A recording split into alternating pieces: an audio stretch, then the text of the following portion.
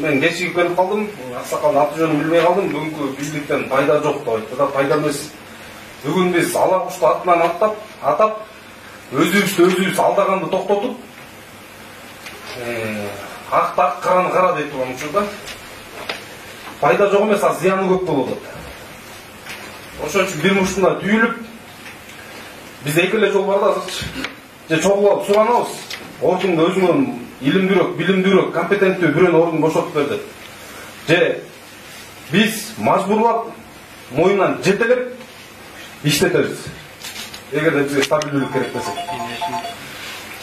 Бүгүн баардык жалаң ушакта тилектештер, пикирлештер чоңдук болуш керек. Мындай кете берсе уланбайт.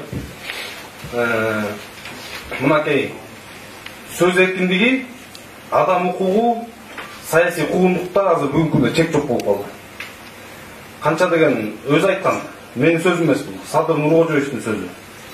Мен президент болуп келсем, өзүм оппоненттеримди камабайм, сын пикир айткандарды камабайм, куугунтуктабайм деген. Бул деген жүздөгөн аткарылбаган убадалардын бирөөсүн гана айтып атам, бүгүнкү күндө актуалдуу. Ошол себептен туугандар, сөз эркиндиги, адам баласы Кыргызстанда гана эмес, бүтүндөй планетада өзүнүн көз карашы үчүн, өзүнүн ойлогон пикири үчүн, айтып койгон сын үчүн куугунтукталбаш керек. Же бүгүн сын айтканга негиз жокпу? Бардык идеалдуу 4-5 жараныбызды камап койсо, калганы сын калбашыбыз керек. Бүгүнкү күндө саясий куугунтук деп мен баалайм. Ошол эле Жеңиш Молдокматов, ошол эле Амангелди Байкени, анан өзүнүн оппоненттери бар. Ооба, эми азыр мен көптөгөн айтсам, бардыгы азыр айтып баштайт да, тигинин тарапташы, мунун тарапташы депчи. Бирок өзүнүн оппоненттеринин көпчүлүгүнү бүгүнкү куугунтукталып жаткандар, көпчүлүгү өзүнө караганда билимдүү, өзүнө караганда компетенттүү. Ошол себептен туугандар, кандай талап коебуз? Биз талап коюшубуз керек. Себеби биз октябрь айындагы башаламандыктарга бүгүнкү күнгө чейин эч кандай макам бериле элек. Эмне себептен бериле элек? Себеби максатына жеткен жок. Башында карапайым элге таянып келген бийликке, бирок бүгүнкү күндө жалаң олигархтар тегеректеп калды. Рузвельт айткан экен, акыл эстүү эл башчы эч качан олигархтардан кеп кеңеш сурабайт. Себеби ачпала менен токпол ойнойт. Алар өздөрүнө ылайыктап кеңеш берет, өздөрүнө ылайыктап мыйзамдарды чыгара берет.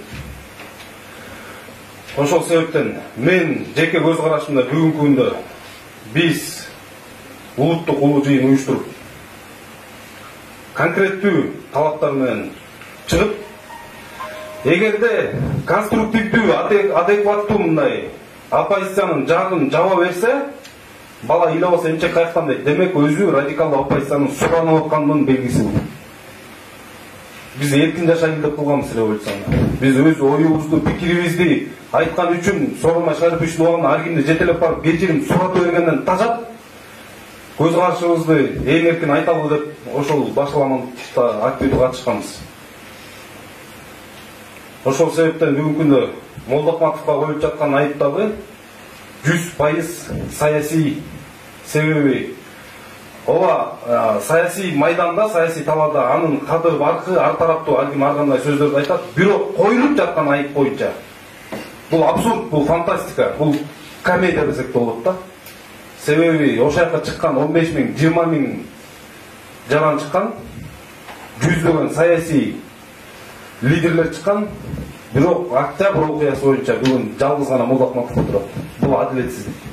Ошон үчүн биз бүгүн талапты кабыргасынан коюшубуз керек. Көңүл бурмаңыздарга рахмат.